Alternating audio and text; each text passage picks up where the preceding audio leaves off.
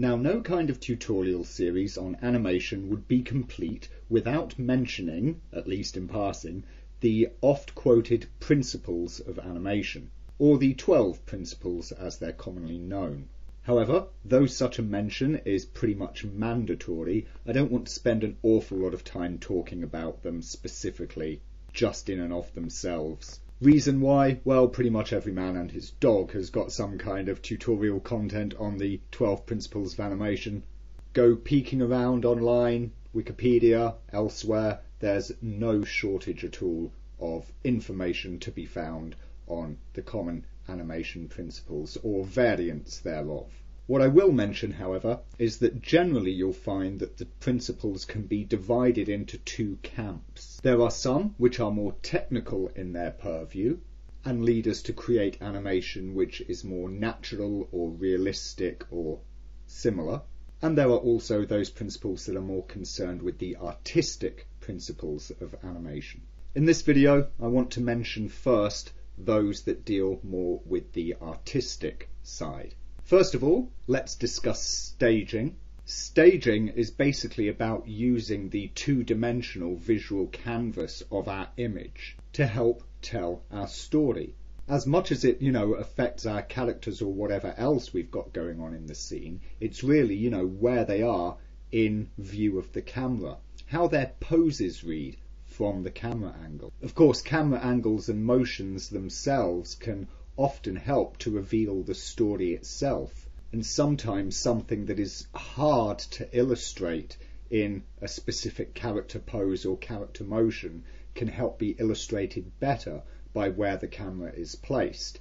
This is one reason, of course, that you often go through a good planning stage with animation, including storyboards to help you figure out those specifics of the two-dimensional image and its composition when working through an animation. Good staging really does help to tell the story of what's going on in a given scene. This also plays into how we pose our characters, of course, because whilst we might have a certain, character pose that is a good, strong pose, it might read better from some angles than other angles. For instance, the good old big dinosaur here doing his roar at the little dinosaur, it plays much better from this second angle than it would from the straight ahead angle here.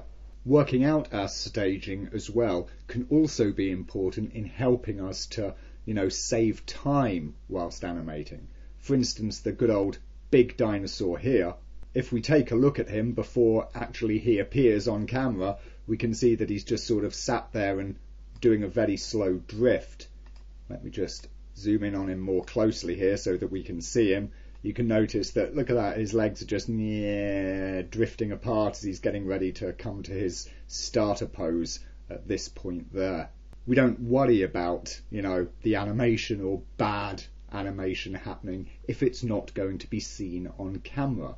You might also, of course, have other instances of this where something is obscured by something else. So, for instance, in this little bit of the animation here where we can't see this character's feet, I could perhaps save myself a bit of time by not bothering to animate the foot systems. Obviously, I would need to animate the steps so as we can see the legs going, but any kind of detail animation on the feet there, I can leave out entirely.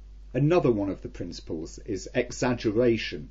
This is the idea that we can use an exaggeration in the pose of our character to actually help sell the action and, of course, the mood and intent and the thoughts going on within the character. It's the idea that you can take, perhaps simpler poses like this that are, conveying a certain mood or emotion or intention and really just overplay them quite massively to create a much stronger sense of what really is going on with said character, pushing them out to greater extremes to try and really sell this feeling that they wish to convey to others around, to really push it and exaggerate the whole thing.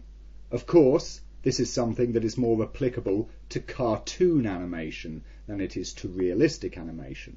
If you're trying to do some sort of cinematic type thing with, very realistic character models, then maybe this kind of exaggeration really is, going to be too much and start to look a bit, well, ridiculous, quite frankly.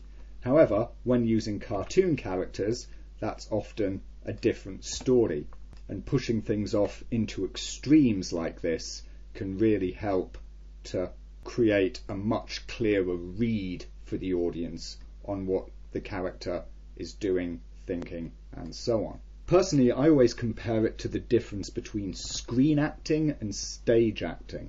When an actor is performing in front of a camera to be shown on a screen, often they try and act very naturally and subtly and so on. If you're in the cinema, it's going to be up there on, a 30-foot screen. There are going to be close-up shots and tracking shots. It's all going to be nice and clearly visible. However, when acting on stage, you may occasionally be privileged enough to perform in a large theatre where you've got audience members sat up on the balcony 150 feet away, and they need to be able to see what your character on stage is doing.